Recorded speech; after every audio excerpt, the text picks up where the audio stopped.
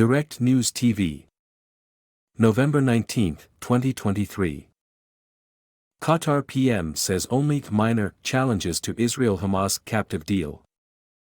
Qatar's Prime Minister Sheikh Mohammed bin Abdulrahman Al Thani has said that only minor challenges remain to a deal to release some of the more than 200 people taken captive into Gaza after Hamas's attack on Israel last month.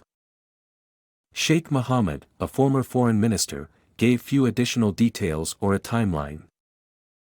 The challenges that remain in the negotiations are very minor compared to the bigger challenges.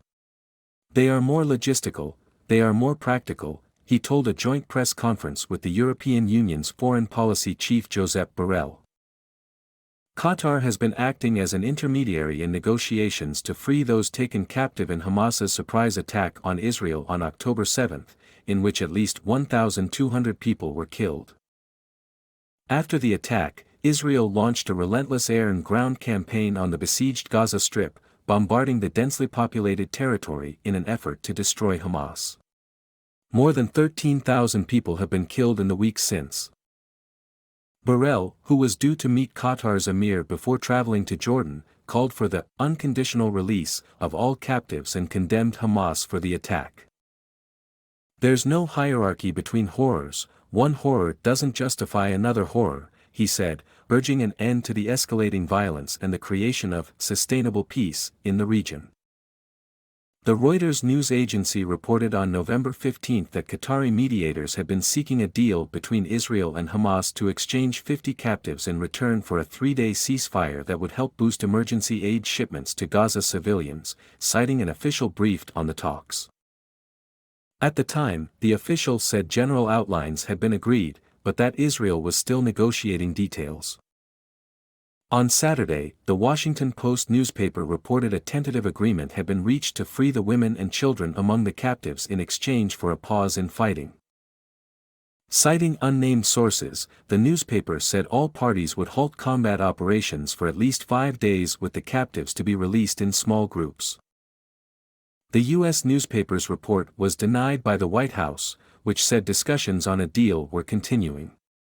On Sunday, United States President Joe Biden told reporters he was not in a position to say when the captives might be freed. "I want to make sure they're out and then I'll tell you," he said at an event in Virginia. Sheikh Mohammed said on Sunday that such reports were counterproductive and that the negotiating process went through ups and downs.